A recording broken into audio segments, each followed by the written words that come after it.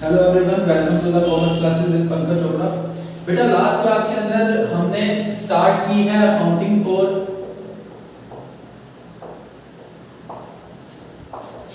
Death of a partner. ये topic हमने आपको स्टार्ट कराया था लास्ट क्लास के अंदर। और बेटा मैंने आपको ये बताया था कि जिस टाइम पे एक पार्टनर की डेथ होती है और रिटायरमेंट होती है, इन दोनों में डिफरेंस सिर्फ यही है कि बाकी सारी चीजें तो उसको मिलती हैं, चाहे रिटायरमेंट हो चाहे डेथ हो। जैसे कि उसका कैपिटल का बैलेंस, जो भी उसका रिजर्व है या जो भी उसका गुडविल का शेयर बनता है, वो सब हम उसको देते हैं। सिर्फ एक चीज डेथ के केस में एक्स्ट्रा होती है, वो होता है करंट ईयर का प्रॉफिट। वो क्या होता था? करंट ईयर का प्रॉफिट, जिसके मेथड्स हम लास्ट वीडियो के अंदर डिस्कस कर चुके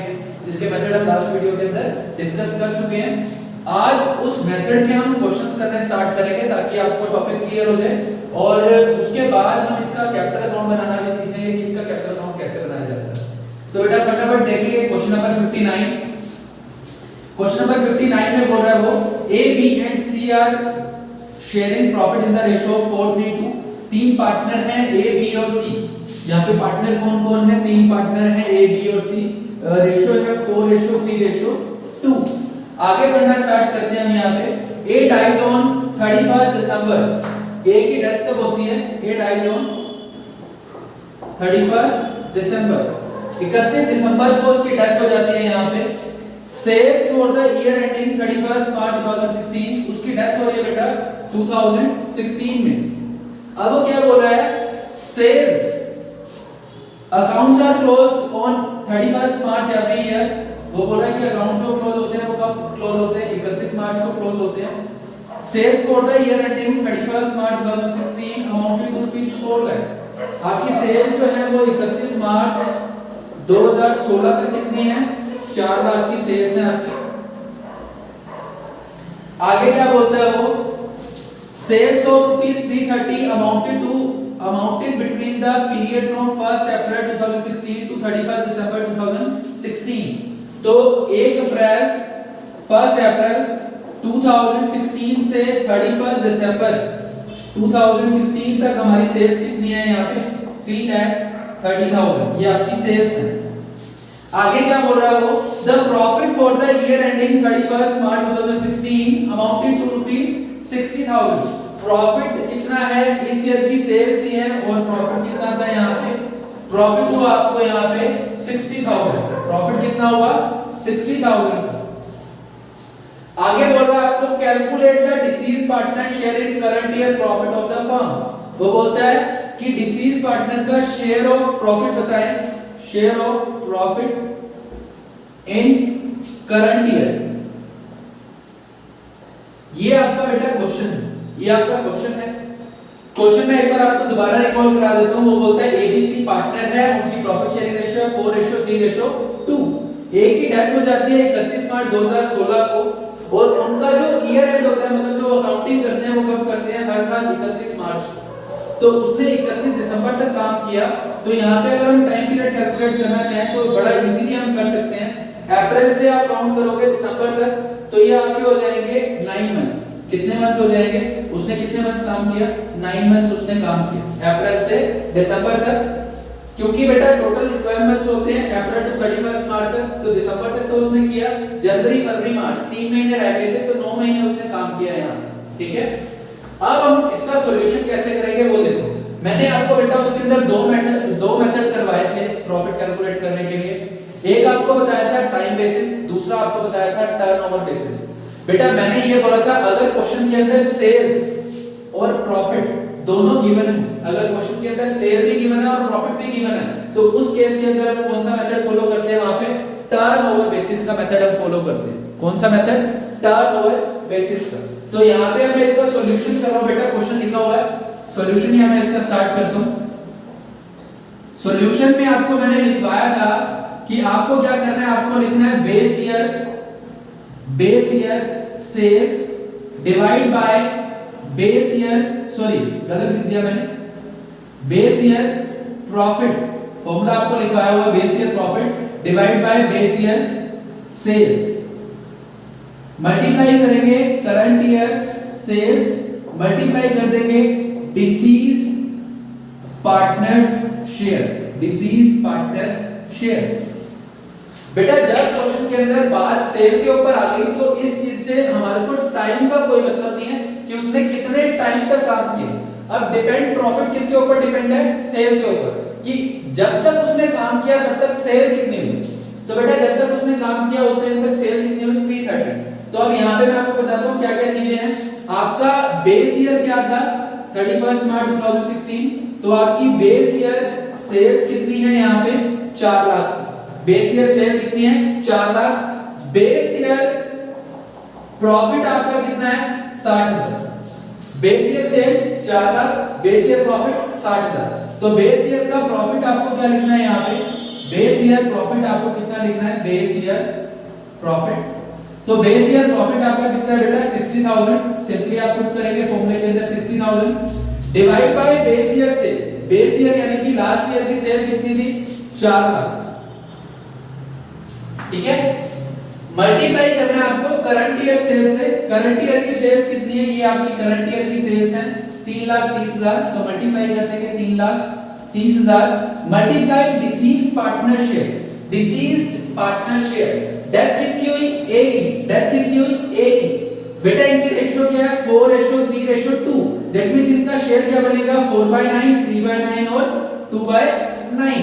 तो यहाँ पे इसका शेयर कितना हो जाएगा, 4/9। अब इसको हम सोल्व कर देंगे। इसको अब हम सोल्व कर लेंगे तो बेटा ये 0 से 0 कट हो गई, 40 से 40 कट। ये आपका 10 से 1 कट कर देता हूँ, ये आपका कट कर दिया यहाँ पे 3 3 जा नहीं,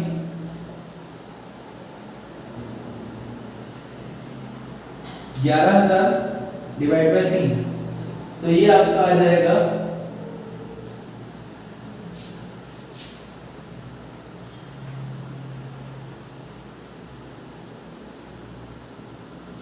60/4 लाख। अच्छा ये और कट हो जाएगा ये इसके साथ 2। तो आपका प्रॉफिट कितना आ जाएगा, 22,000 रुपीस। आपका प्रॉफिट कितना आ जाएगा, 22,000 रुपीस। समझ आया बेटा करंट ईयर का प्रॉफिट कैसे निकाला मैंने, करंट ईयर का उसका प्रॉफिट का शेयर कैसे निकाला, समझ आया आपको, ठीक है बेटा। अब हम नेक्स्ट एक क्वेश्चन करते हैं जिसके अंदर आपको थोड़ा सा यूनिक मैं आपको दिखाता हूं, जिसके अंदर थोड़ा सा चेंज और होगा। एडवांस टाइप का क्वेश्चन करेंगे अब हम।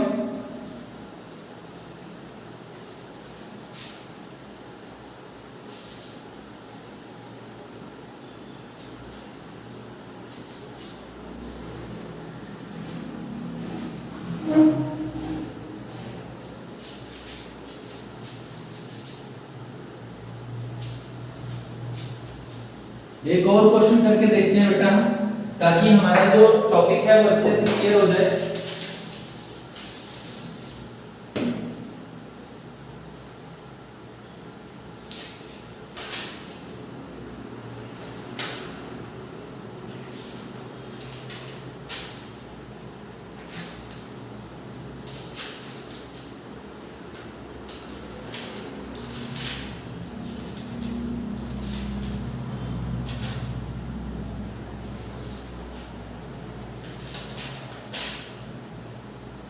एक क्वेश्चन और देखो बेटा।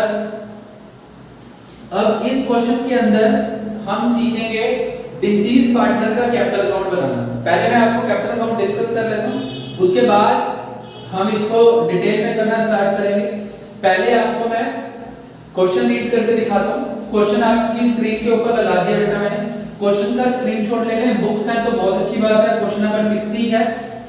क्वेश्चन में बोल रहा है the balance sheet of Sindhu, Rahul and Kamlesh, who were sharing profit in the ratio of 3:3:4 respectively as at 31st March 2012 was as follows। वो कह रहा है बैलेंस शीट आपके पास है सिंधु की, राहुल की, कमलेश की, और जो कि प्रॉफिट शेयर करते हैं रेशियो उनकी है 3:3:4। और बैलेंस शीट में लायबिलिटी साइड पे आप देखेंगे सबसे ऊपर दिया हुआ जनरल रिजर्व 10,000, बिल पेबल आपको दिया हुआ 20,000, लोन आपको दिया हुआ 24,000, कैपिटल है सिंधु की 1,20,000, राहुल की 1 लाख, कमलेश की है 80,000। एसेट साइड में कैश है 32,000, stock 88, investment 94, land and building 1,20,000, Sindhu loan 20,000। बेटा एसेट साइड पे सिंधु का लोन होने का मतलब क्या है, एसेट साइड पे सिंधु का लोन का मतलब क्या है कि फर्म ने उसको 20,000 का लोन दे रखा है, फर्म ने सिंधु को 20,000 का लोन दे रखा है, तो वो हमने उससे 20,000 लेने हैं, हमने सिंधु से 20,000 लेने हैं क्योंकि हमने यानी कि फर्म ने उसको लोन दे रखा है 20,000 का। आगे बढ़ते हैं हम। सिंधु डाइड ऑन 31 जुलाई 2012, सिंधु की डेथ कब हो गई? 31 जुलाई 2012 को। The partnership deed provide for the following on the death of a partner, वो कहता है कि पार्टनरशिप डीड ये कहती है कि अगर किसी की डेथ होगी तो ये चीजें दी जाएंगी। Goodwill of the firm be valued at 2 year purchase of average profit for the last 3 year which were 80,000। Goodwill जो है वो कैसे वैल्यू की जाएगी? गुडविल वैल्यू की जाएगी पिछले 2 साल के मतलब नंबर ऑफ परचेज दिया जाएगा 2 और एवरेज प्रॉफिट कितने लिए जाएंगे लास्ट ईयर के? एवरेज प्रॉफिट आपको क्वेश्चन के अंदर गिवन है 80,000। Sindhu share of profit till the date of his death was to be calculated on the basis of sales for the year ended 31st March 2012 amounted to rupees 8 lakh and then from 1st April to 31st July 2012 3 lakh. The profit for the year ending 31st March 2012 was rupees 2 lakh. Interest on capital was to be provided at the rate 6% per annum. Prepare Sindhu's capital account to be rendered to his executor. तो बेटा question मैंने आपको पूरा read करके बता दिया है। अब हमने क्या करना है, क्वेश्चन का सॉल्यूशन कैसे करना है वो देखो। सॉल्यूशन में सबसे पहले आप क्या करेंगे? सबसे पहले आप बनाएंगे कैपिटल अकाउंट का फॉर्मेट। बेटा इसके अंदर सारे पार्टनर्स का नहीं बनाया जाता, सिर्फ जिसकी डेथ होती है, सिर्फ जिसकी डेथ होती है सिर्फ उसी का कैपिटल अकाउंट आपको बनाना है। तो मैं यहाँ पे लिख देता हूँ सिंधुस कैपिटल अकाउंट, मतलब जिसकी डेथ हुई उसका कैपिटल अकाउंट बनाना है। पर्टिकुलर्स रुपीस, पर्टिकुलर्स और ये आपके आ गए रुपीस। डेबिट साइड और ये आपकी कौन सी साइड आ गई? Credit side. जो भी उसको देना है या जो भी उसके कैपिटल अकाउंट में प्लस करना है या जिससे भी उसकी कैपिटल इंक्रीज होती है वो क्रेडिट साइड पे लिखना है। जो भी उसके कैपिटल अकाउंट से माइनस करना है या जो भी हमने उससे पैसा लेना है या जिससे भी उसकी कैपिटल डिक्रीज होती है वो आपको डेबिट साइड पे लिखना है। ऐसा आपको सिखाया जा चुका है पहले से। तो बेटा यहाँ पे सबसे पहले आप क्या लिखते हैं?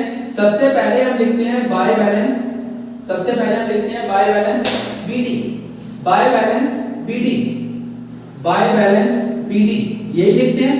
तो बेटा सिंधु की कैपिटल कितनी है? सिंधु की कैपिटल थी 1,20,000। सिंधु की कैपिटल कितनी थी? 1,20,000, वो लिख दिए। और मैंने आपको बताया कैपिटल अकाउंट बनाते टाइम आप क्या करेंगे? पहले पूरी बैलेंस शीट को देखेंगे ध्यान से कि बैलेंस शीट के अंदर रिजर्व, गुडविल, प्रॉफिट वगैरह कुछ भी बांटने के लिए है या नहीं।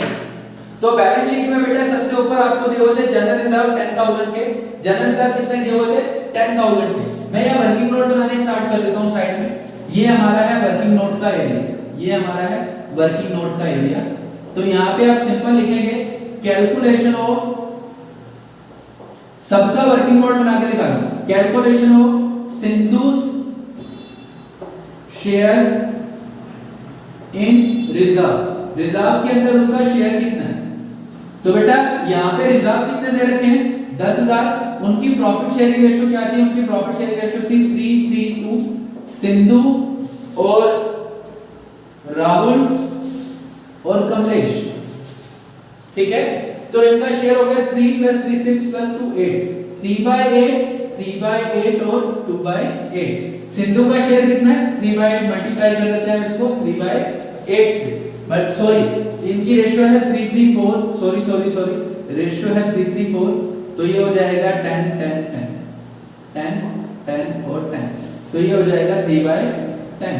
तो कट करते हैं तो इसका शेयर आ जाता है 3,000, रिजर्व का शेयर आ गया 3,000। सिंपली हम यहाँ पे लिखेंगे बाय रिजर्व, सिंपली लिखेंगे बाय रिजर्व्स, कितना आ गया?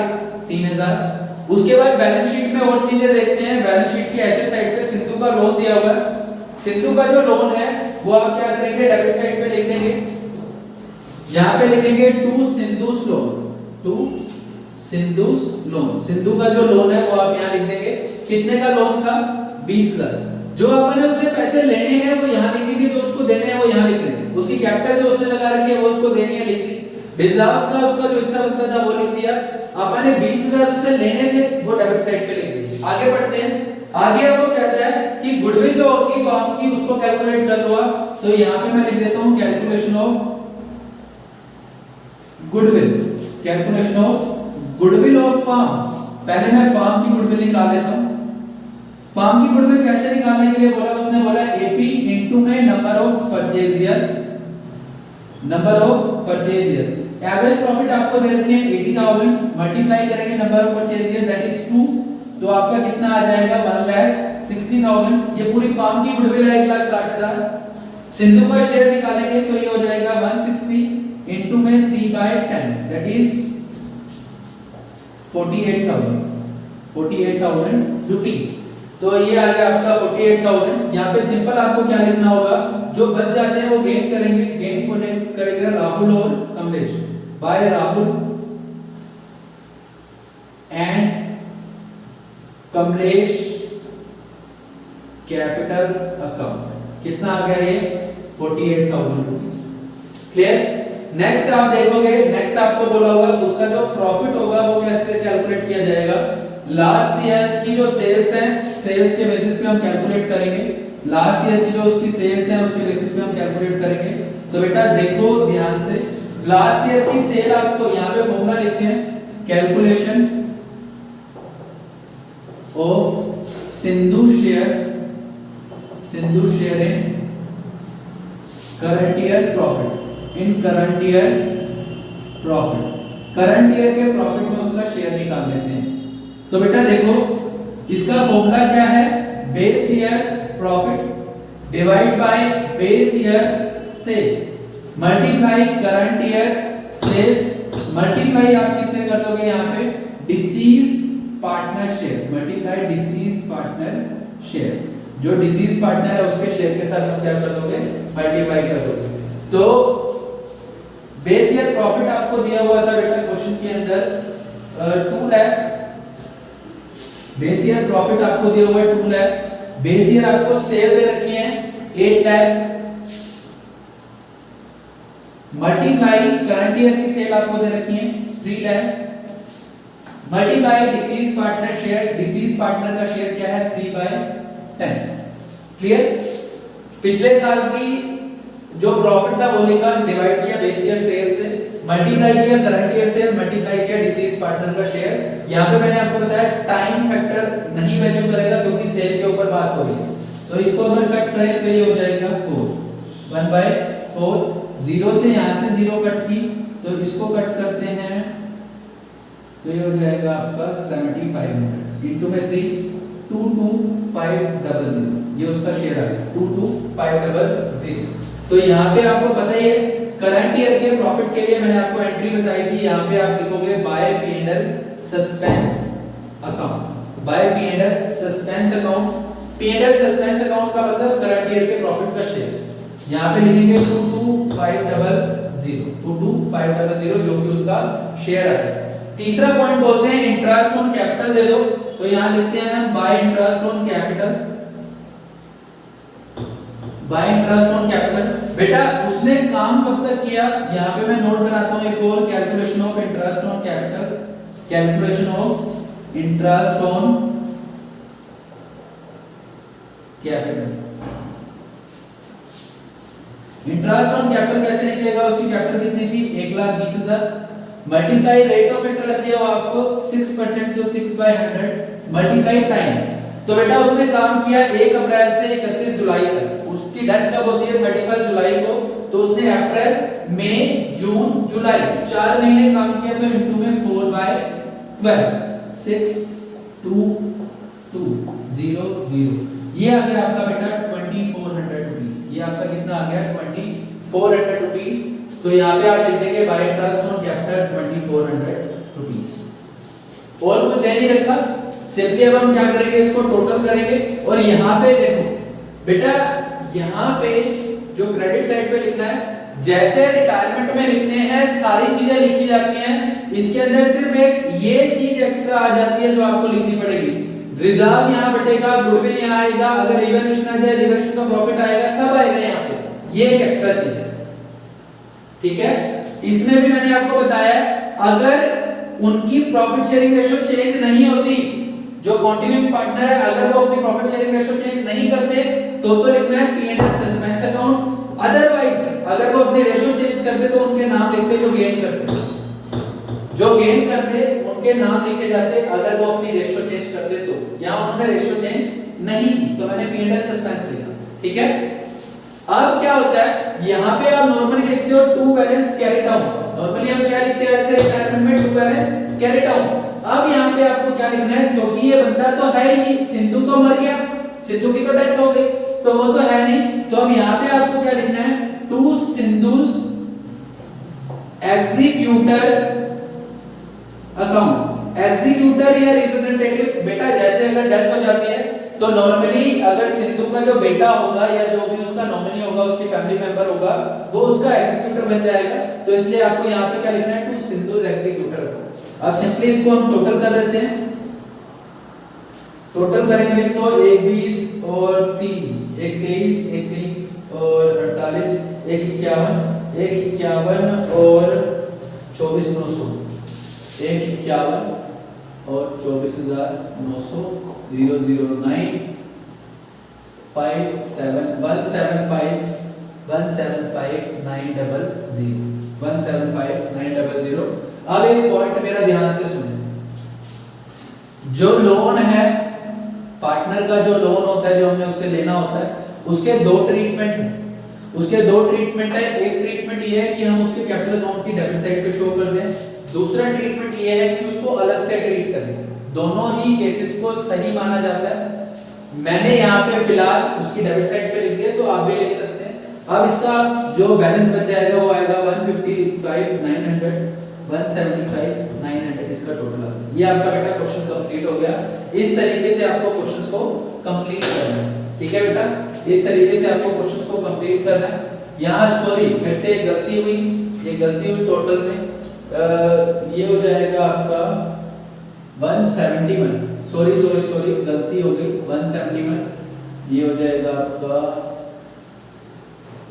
195 900 आएगा, इसमें से ये माइनस करेंगे तो ये आ जाएगा आपका 175 900। बेटा इस तरीके से आपको डेट के क्वेश्चंस जो है वो कंप्लीट करने हैं, कैपिटल अकाउंट बनाना है, साथ ही साथ वर्किंग नोट्स उसके नीचे आपको बना के दिखाने सारे के सारे कि आपने उसके शेयर कैसे निकाले। सिर्फ और सिर्फ एक इंटरेस्ट, दूसरा प्रॉफिट, इन दो चीजों के लिए टाइम मैटर करता है, उसने कितने टाइम तक काम किया। अगर यहाँ पे टाइम बेसिस होता तो हम आप प्रॉफिट के टाइम पे भी टाइम को देखते, लेकिन यहाँ पे सेल के ऊपर प्रॉफिट बेस्ड थे इसलिए टाइम को हम कंसीडर नहीं किया, लेकिन इंटरेस्ट निकालते टाइम को कंसीडर किया गया।